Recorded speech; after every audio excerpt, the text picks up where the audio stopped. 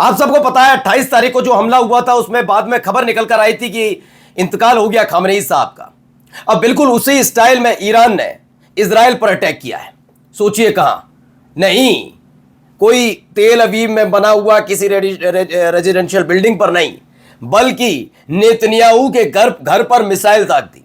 Netanyahu के घर पर, यही नहीं उनके एक जहरीले नफरती मंत्री हैं, उनके घर पर बम फोड़ दिया।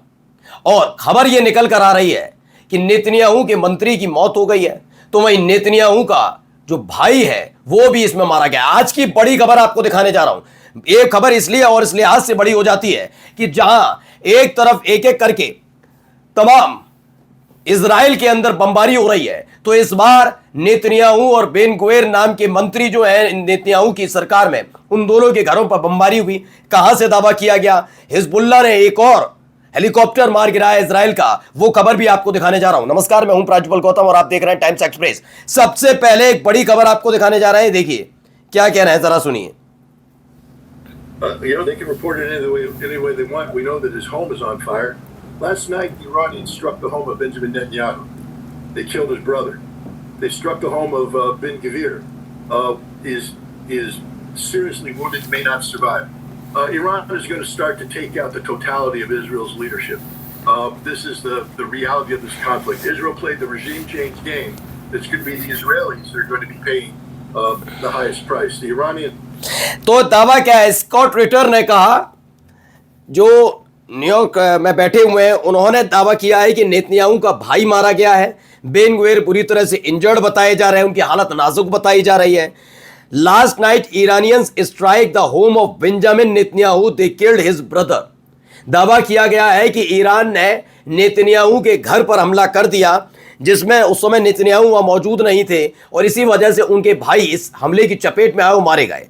यही नहीं, they struck the home of Ben Gvir, he seriously injured, he may not survive, the BBC said he was in car accident।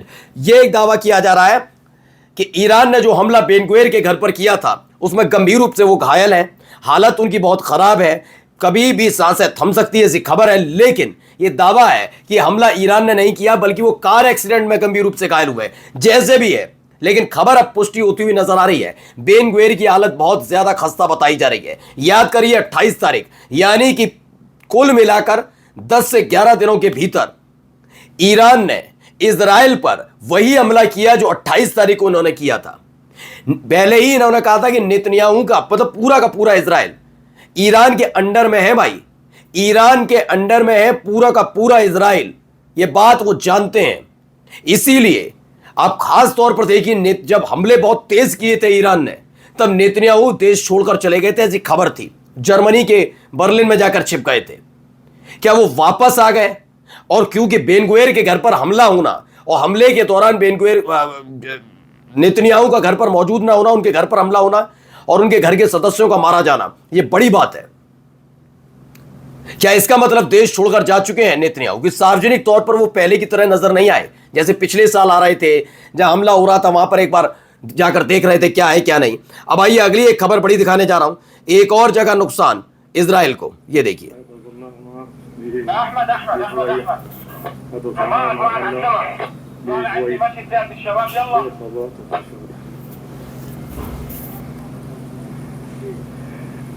तो ये दावा किया जा रहा है, बताता हूं उस खबर के बारे में अभी आपको।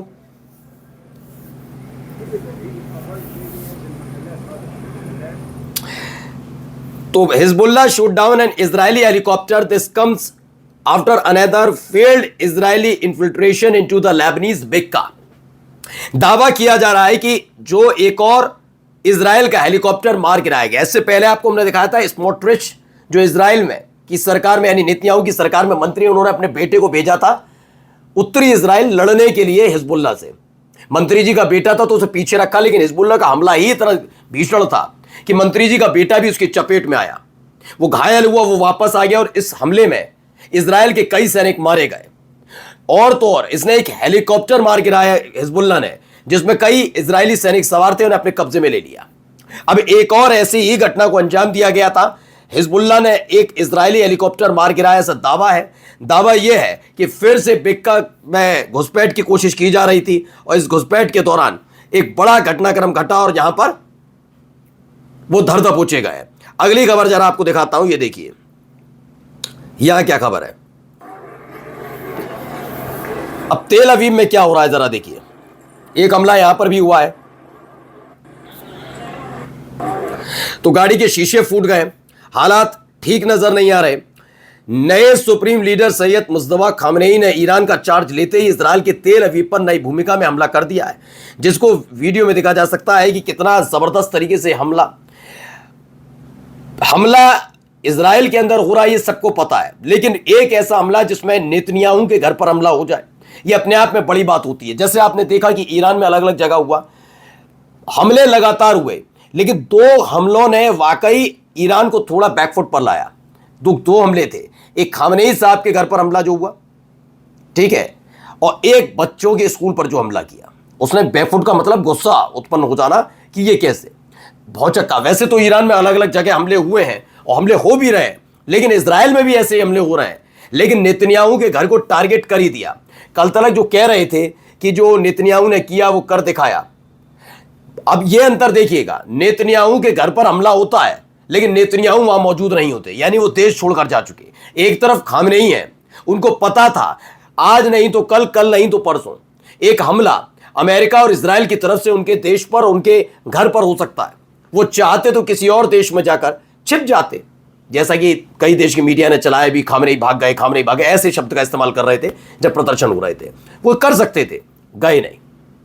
ये जानते हुए कि आपकी जान को खतरा है, आपके दुश्मन को आपकी लोकेशन पता है, उसके बावजूद वहां आपका रहना ये दर्शाता है कि आप डरे या घुटने टेक कर बैठे नहीं है। जैसे नेतन्याहू भाग गए जो जर्मनी के बर्लिन, मतलब इनके घर पर हमला और ये नहीं मिल रहा है, ऐसा कैसे संभव है। खैर आगे देखिए खबर, ये देखिए एक वीडियो निकलकर सामने आई, लोग अब सवाल पूछ रहे हैं, खामोशी पसर गई है।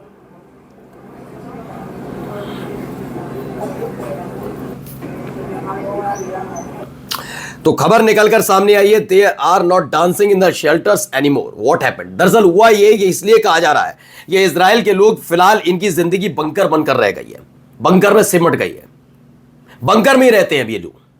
क्यों, वजह बताता हूं। क्योंकि लगातार हो रहे हमलों के बीच इजराइल के पास डिफेंस सिस्टम उनका काम नहीं कर रहा। जब खामनेई साहब के इंतकाल की खबर आई थी तो ये नाच गा रहे थे इसी बंकर के अंदर। इनको लगा अब सब कुछ ठीक हो जाएगा, ईरान में सत्ता परिवर्तन हो जाएगा, हमले बंद हो जाएंगे, फिर वैसी जिंदगी, और एक तरीके से ईरान इजराइल का दोस्त मान लीजिए, गुलाम मान लीजिए, वो बन जाएगा। लेकिन ऐसा हो नहीं पाया। अब बेचारे परेशान हैं कि जो नेतन्याहू ने युद्ध शुरू किया था वो अपने आप को ही नहीं बचा सकता, तो हमें क्या बचाएगा। अब एक और खबर निकल कर आई है, इस वीडियो को दिखाता चल रहा हूं और दावा भी बता देता हूं आपको। ये एक छोटा सा आइलैंड आपको नजर आ रहा होगा, ये आइलैंड वीडियो में जो दिखाया जा रहा है ये खार्ग आइलैंड है। खार्ग आइलैंड में क्या है, इस पर यूएस अधिकारी ईरान के खार्ग आइलैंड पर कब्जा करने के प्लान पर बात कर रहे हैं, जो ईरान के लगभग 90% तेल एक्सपोर्ट्स का चौक पॉइंट है। अगर यह प्रपोजल आगे बढ़ता है तो युद्ध के अगले फेज में यह आइलैंड सीधे यूएस मिलिट्री कंट्रोल में लाया जाएगा। यह भी कहा जा रहा है कि खार्ग तो बस शुरुआती कदम है, एक बार जब यह सुरक्षित हो जाएगा तो प्लान ईरान की न्यूक्लियर फैसिलिटीज को बंद करने और हॉर्मुज स्ट्रेट पर यूएस कंट्रोल को मजबूत करने की ओर बढ़ जाएगा, जो पूरे इलाके की आर्थिक रीढ़ है। लेकिन फिलहाल ये सब करना इतना आसान होगा क्या। नमस्कार।